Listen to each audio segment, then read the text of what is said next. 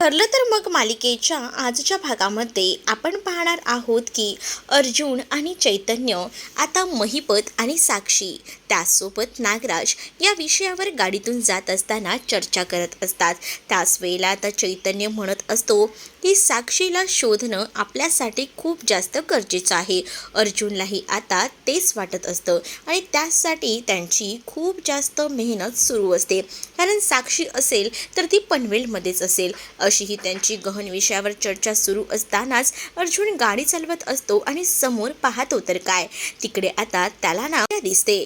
प्रिया त्याला जशी दिसते तशी मात्र आता तो मध्येच गाडी थांबवतो आणि तो बघतच राहतो. तर प्रिया ही आता रिक्षा पकडत असते. आता अर्जुनचं जसं लक्ष जातं ना तसं अर्जुन समोर असलेल्या या प्रियाकडे पाहतच राहतो आणि तो म्हणत असतो की ही तन्वी, अरे मध्येच काय तन्वीचं काढलंय, अरे बघ ना, बघ ती समोर बघ, असं अर्जुन म्हणतो. अरे चैतन्य म्हणतो मग आता काय करायचंय, तू काय ठरवलेस? मग अर्जुन आता सांगू लागतो की आपल्याला हिचा पाठलाग करायचा आहे. मग चैतन्य म्हणतो अरे आता आपला टॉपिक काय चालू होता आणि मध्येच तुझी गाडी आता कुठपर्यंत चालली आहे, काय करतोयस काय तू हे, असंही आता म्हटलं जात असतं. त्यावर अर्जुन म्हणत असतो की तुला तर चांगलंच आठवतं ना, नागराज जेव्हा ह्या भाषेतून बाहेर पडत होता तेव्हा त्याला शिक्षा झाली होती, तेव्हा त्याने मला आणि सायलीला कोडं घातलं होतं. त्या कोड्याचं उत्तर सोडवायचा आम्ही प्रयत्न करतोय. ते कोडं ना प्रियापाशी जाऊन हे होते, म्हणूनच मला ना या तन्वीवर संशय आहे. तन्वीचा जेव्हा पाठलाग करू ना तेव्हाच खरं सत्य समजदार आहे आणि म्हणूनच आता ठरवतोय मी की ह्या तन्वीचा पाठलाग करून काय गोष्टी आहेत ना त्या बघाव्यात आणि म्हणूनच मी तन्वीचा पाठलाग करतोय, असंही आता अर्जुन सांगू लागतो. चैतन्य जेव्हा हे सगळं ऐकतो तेव्हा तर त्याला धक्काच बसतो. दुसरीकडे आता पाहायला मिळत असतं की साक्षीला सचिन भेटायला आलेला असतो आणि सचिन साक्षीला म्हणत असतो की सॅम, काय झालं आहे तुला, तू काही टेन्शनमध्ये आहेस का, काही घडलं आहे का, तुझे मामा काही बोलतायत का, बोल ना, काही गडबड असेल तर सांग. मग आता साक्षी जी आहे तिने आज ठरवलेलंच असतं की सगळं काही सत्य जे आहे ते सांगून टाकायचं आणि यासाठी तर ती आता आलेली असते. तर ती आता ठरवते की काही झालं तरी आज सचिनला सगळ्या गोष्टी सांगून टाकायच्या.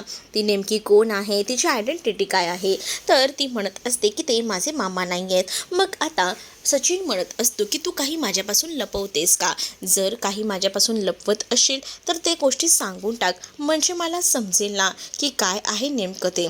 आणि त्यामुळेच आता तो विचारत असतो, चौकशी करत असतो, पण आता साक्षीला सगळं खरं सांगायचं असतं आणि ती म्हणत असते की खरं तर ना ते माझे मामा नाही आहेत, तर ते माझे अण्णा आहेत. ही गोष्ट जेव्हा आता सचिनला कळते तेव्हा मात्र आता सचिनला धक्काच बसतो. पण हे सगळं सचिनचं नाटक चालू असतं, कारण ऑलरेडी त्याला सगळ्या गोष्टी माहिती असतात. इकडे प्रिया ज्या रिक्षाने जात असते त्याच रिक्षाचा पाठलाग करत करत आता अर्जुन आणि चैतन्य जात असतात. आता प्रियाची रिक्षा जी आहे ती एका ॲडव्होकेटच्या ऑफिसच्या इथे थांबते. मग अर्जुन विचार करतो की हिचं नेमकं इथे काय काम असेल, ही इथे का आली असेल, असे अनेक विचार येत असतात मनामध्ये.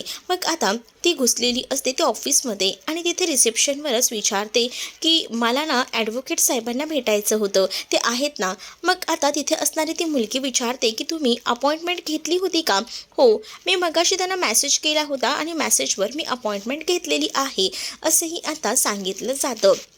खरं तर ही शेण आणायला बाहेर गेलेली असतानाच ती ॲडव्होकेटला सुद्धा भेटायला गेलेली असते.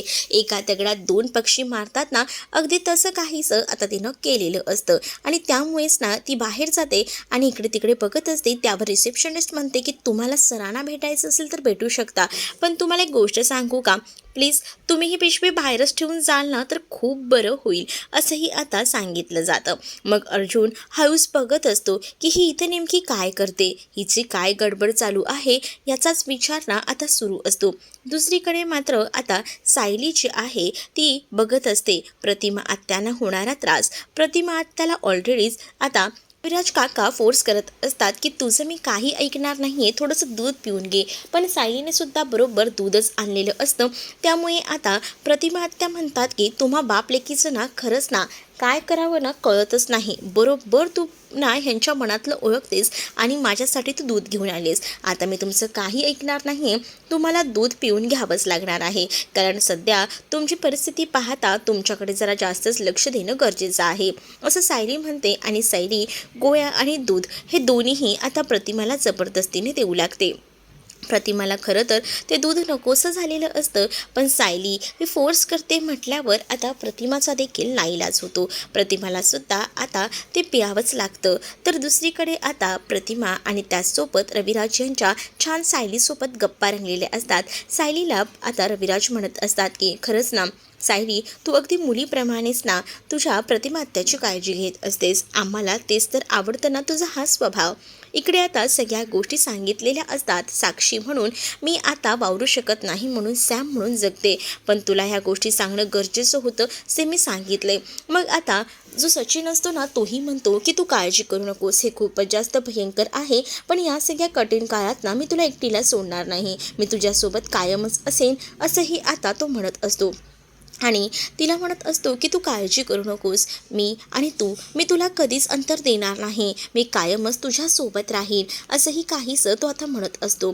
त्यावर मात्र मी तुझ्यापासून जराही लांब राहू शकत नाही, कारण माझं तुझ्यावर खूप जास्त प्रेम आहे, असंही आता साक्षी बोलत असते. साक्षी जेव्हा हे सगळं काही बोलते ना तेव्हा मात्र आता नाटक करत असलेला सचिनही म्हणतो की हो, माझंही तुझ्यावर खूप प्रेम आहे, म्हणूनच तर मी तुला सांगतोय ना, मीही तुला सोडून कुठेही जाणार नाही.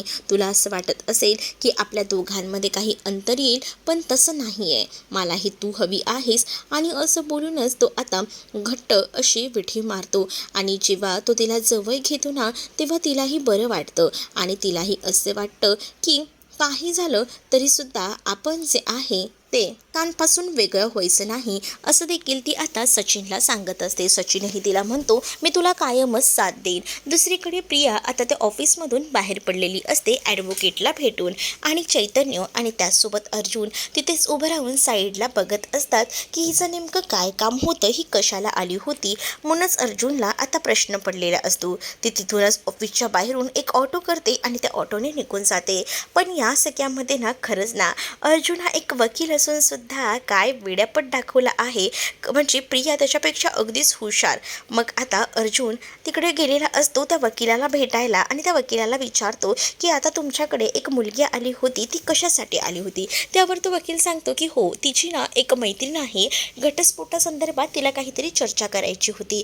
कारण आहे ना तिला मला विचारायचं होतं की तिची ती मैत्रीण आहे ती पुण्यात राहते आणि केस पनवेलमध्ये चालवायची आहे, तर त्यामध्ये तुम्ही मदत कराल का, यासाठी ती खरं तर आली होती. या गोष्टी जेव्हा अर्जुनला त्या वकिलाकडनं कळतात तेव्हा मात्र आता अर्जुन विचार करतो की हे सगळं खरंच असं आहे का.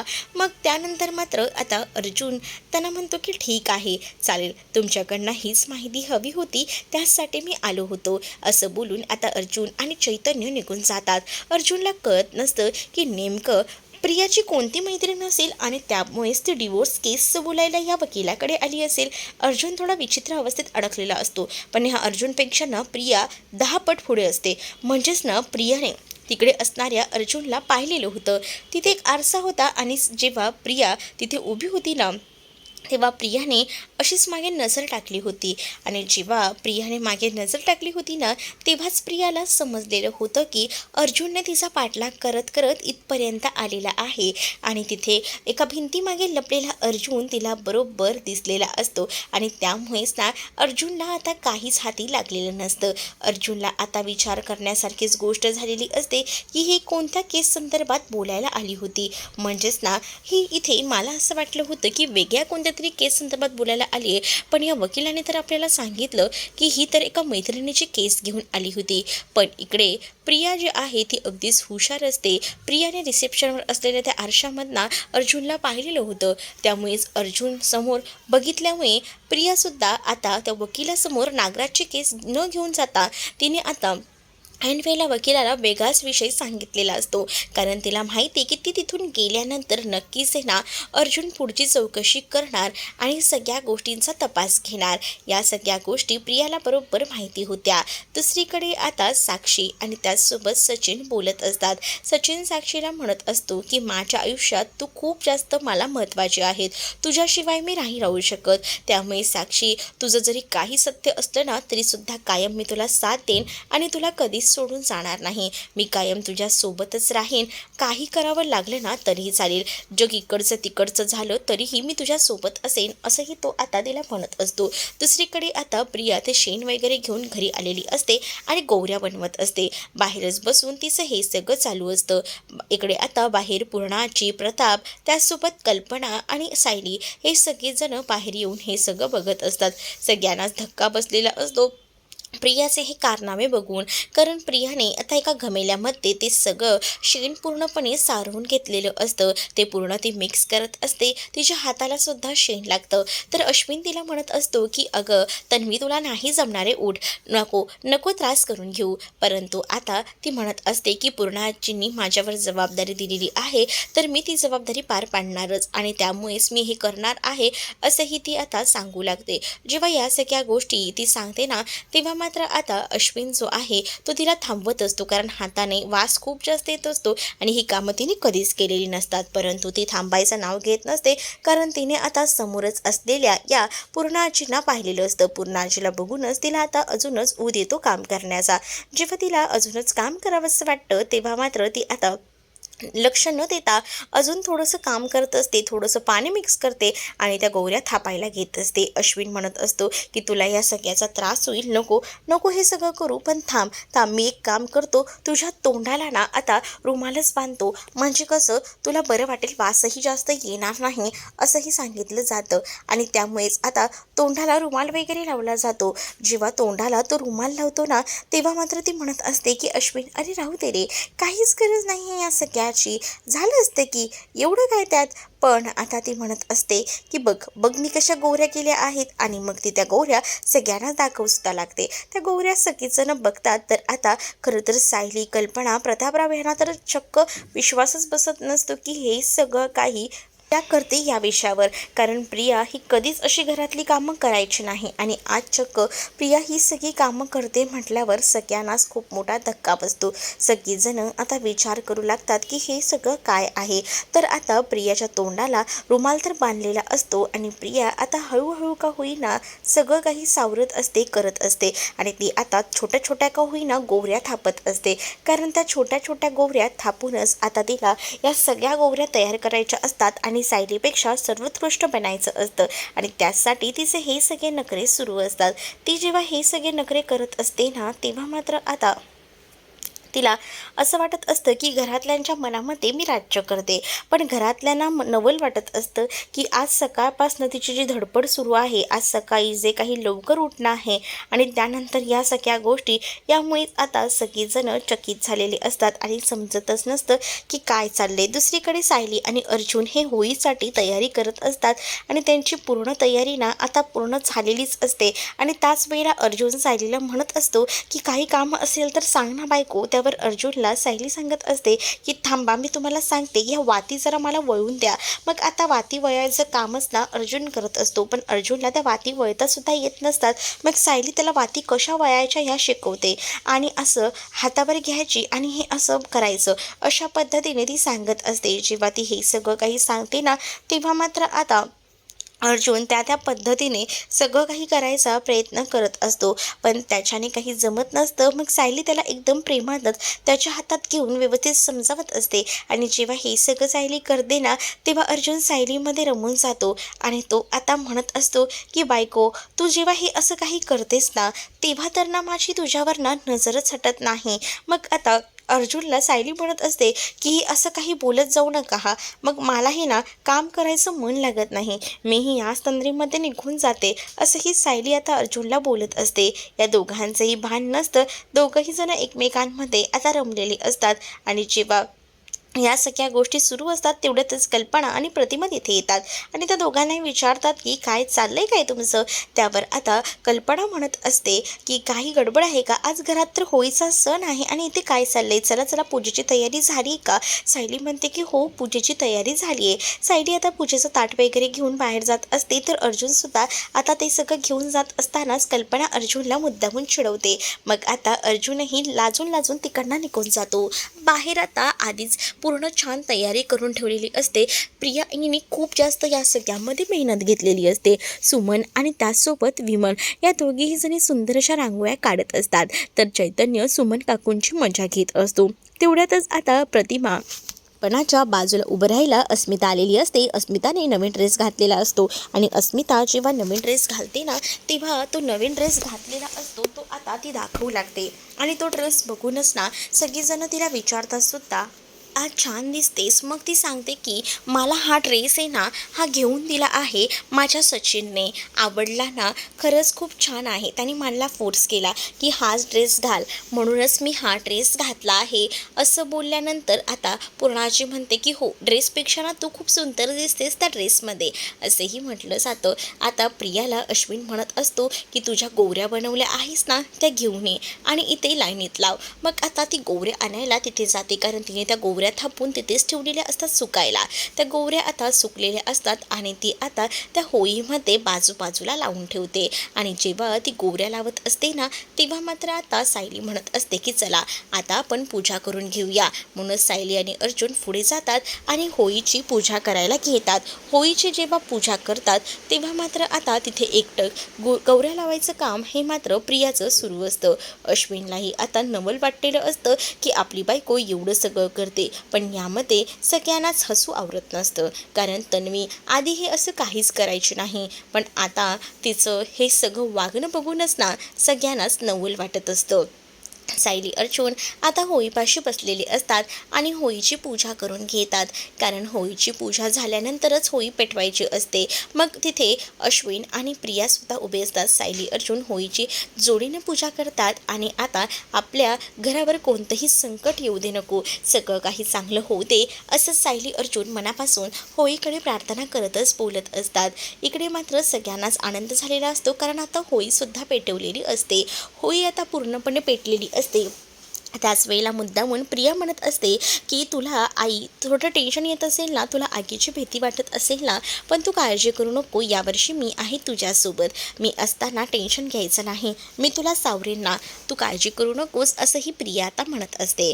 मग प्रियाने आता हे सगळं म्हटल्यानंतर प्रतिमा आत्या प्रियाला म्हणत असतात की अगं मला आता कसलीही आगीची भीती वाटत नाही कारण पहिल्यांदा मला या आगीची भीती वाटायची पण आता मुळात आहे ना मला सायली आणि अर्जुन ने ह्या सगळ्याची भीती घालवून टाकली त्यामुळे आता मला विशेष असं काही वाटत नाही असंही आता प्रतिमा आत्या ही प्रियाला बोलत असते. प्रियाला जेव्हा हे सगळं प्रतिमा आत्या बोलते ना तेव्हा मात्र प्रियाला अगदीच मनाला लागलेलं असतं कारण तिला असं वाटत असतं की आपण एकदम प्रेमाने आपल्या आईची काळजी घ्यायला हवी, आईबद्दल आपण विचारपूस करायला हवी म्हणूनच ती आता प्रतिमा आत्याला तसं बोलत असते. पण प्रतिमा आत्याने सगळ्यांसमोर तिला काहीच भाव दिलेला नसतो आणि सायलीला महत्त्व दिलेलं असतं त्यामुळे प्रियाला आता राग येतो. प्रिया विचार करते की मी हिच्याबद्दल इतका चांगला विचार करते आणि ही बाई माझ्याबद्दल असा तिरस्कार देते, काय करावं या बाईला, या बाईची तर ना आता खोड मोडायलाच हवी असाही विचार ना आता प्रिया करत असते. म्हणूनच प्रिया आता समोर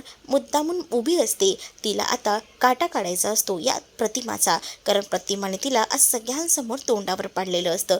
प्रतिमा आता पूजा करण्यासाठी पुढे आलेली असते. प्रतिमा आत्या तिथे असणाऱ्या या होळीमध्ये एक नारळ सोडते आणि त्यानंतर पाण्याचा तांब्या घेऊन आता ती गोल गोल फिरत असते आणि त्याच वेळेला नेमका प्रियाला डाव साधायचा असतो. प्रिया मुद्दामून आता तिच्या अंगावर जळतं लाकूड टाकणार असते जेणेकरून ते जळत्या लाकडाच्या भीतीनेच पुन्हा एकदा प्रतिमा घाबरेल आणि प्रतिमा त्या पुन्हा एकदा या संकटात अडकेल, जशी ती पहिल्यांदा होती तशी ती होईल असा काहीसा मेन हेतू ना इथे असणाऱ्या या प्रियाचा असतो. म्हणून प्रिया मुद्दामून हे सगळं करते पण त्याच वेळेला नेमकं अस्मितासुद्धा घाबरते कारण ते लाकूड जोरातच प्रतिमाच्या अंगावर पडणार होतं. पण त्याच वेळेला नेमकी तिथे आता सायली आलेली असते आणि सायलीने प्रतिमा आत्याला वाचवलेलं असतं आणि ते जळतं लाकूड दुसऱ्या दिशेने फिरवले लावलेलं असतं जिथे आता प्रिया उभी होती. प्रियाच्या पायावर सुद्धा काही असे कीटक पडलेले असतात आणि जे आगीचे खारे असतात ना ते डायरेक्ट तिच्या साडीवर थोडे पायांवर पडतात. पण हे सगळं प्रियाच्या बाबतीत तर व्हायलाच हवं होतं, कारण प्रियाने हे मुद्दामून घडवलेलं होतं आणि प्रियाला तिच्या कर्माची शिक्षा सायलीमुळे तर आता मिळालेली असते. सायली तिथे जाते आणि त्याच वेळेला प्रतिमा त्याला सावरते. अश्विनही आता धावत पळत याकडे जातो आणि प्रियाला म्हणत असतो की तुला लागलं तर नाही ना? अगं त्रास होतोय का? प्रिया म्हणते की हो, थोडेसे किटाळ उडाले आहेत. पण कोणीही आता प्रियाकडे लक्ष देत नसतं. त्यामुळे अश्विन म्हणतो की तुम्हा सगळ्यांनाच माझ्या बायकोबद्दल काहीच वाटत नाहीये. माझ्या बायकोला किती लागला आहे, किती त्रास होतोय. मग आता अर्जुन म्हणतो की तू बघतोयस ना, मग बघ ना तू तुझ्या बायकोला. आता प्रतिमाला सगळेजण विचारतात तू ठीक तर आहेस ना? प्रतिमा म्हणते मी ठीक आहे, नका काळजी करू. मग आता प्रतिमाला सांगितलं जातं की तू जरा जाऊन बस आणि प्रतिमाला आता पाणी हवं असतं. म्हणूनच प्रतिमा किचनमध्ये जायला निघत असते. प्रतिमा आता तिकडनं जात असतानाच इकडे मात्र आता सुमन तिला आधी सावरत असते. पण त्याच वेळेला प्रतिमाला आधीच ह्या धक्का बसलेला असतो आणि या सगळ्याचा त्रास होतो. आता ती तिकडनं जात असते. सायली आणि अर्जुन आता होई समोर उभं राहून प्रार्थना करत असतात. ती आता म्हणत असतात की कोणतंही संकट आमच्या घरावर, कुटुंबावर यायला नको, सगळं काही व्यवस्थित होऊ दे, असंही आता देवाकडे प्रार्थना सायली करत असते. आणि तेवढ्यातच खूप मोठं असं भयंकर सीन घडतो. म्हणजेच प्रतिमा आता चक्कर येऊन खाली पडते. प्रतिमा जशी चक्कर येऊन खाली पडते तेव्हा सगळीजण प्रतिमाला सावरायला जातात. प्रतिमाला विचारतात की काय झालंय. प्रतिमा एकदमच बेशुद्ध अवस्थेत असते. प्रिया ही धावत धावत जाते आणि प्रिया ही म्हणत असते की काय झालंय माझ्या आईला, काय होतंय. मग आता प्रतिमा या सगळ्यामध्ये खूपच जास्त टेन्शन घेतल्यामुळे तिला आता तशी चक्कर आलेली असते आणि ती जागेवरच कोसळलेली असते.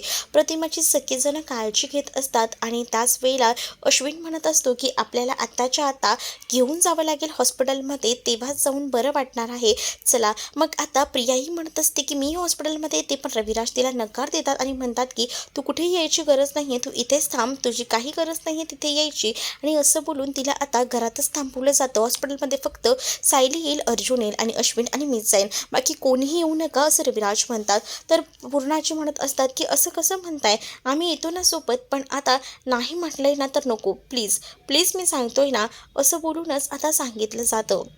त्याच वेळेला आता इकडे मात्र प्रिया जी आहे ती आता विचार करत असते की माझी आई बरी तर होईल ना, काय झालं असेल माझ्या आईला, असे एक अनेक विचार ती करत असते. उगाची तिची नाटकं सुरू असतात, कारण तिला आता सगळ्यांच्या मनावर राज्य करायचं असतं आणि त्यासाठी हे सगळं सुरू असतं.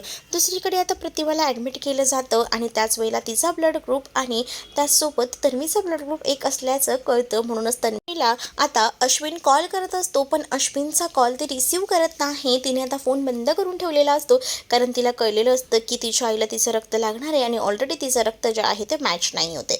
म्हणूनच ती आता ती काही रक्त देऊ शकत नसते. म्हणूनच ती फोन बंद करून ठेवते. पण सायलीच आता नेमकी कामी येते. सायलीनेच आता अक्षरशः प्रतिमाला रक्त दिलेलं असतं आणि सायली आणि प्रतिमाचं ब्लड ग्रुप एक असल्यामुळेच आता सगळ्याच जणांना विचार आलेला असतो की नेमकं हे कसं काय. त्यामुळे तुम्हाला हा भाग कसा वाटला हे कमेंटमध्ये मला नक्कीच सांगा आणि अशाच नवनवीन भागांसाठी आपल्या चॅनलला सुद्धा सबस्क्राईब नक्कीच करा. चला तर मग भेटूया पुढच्या भागामध्ये. तोपर्यंत टाटा, बाय.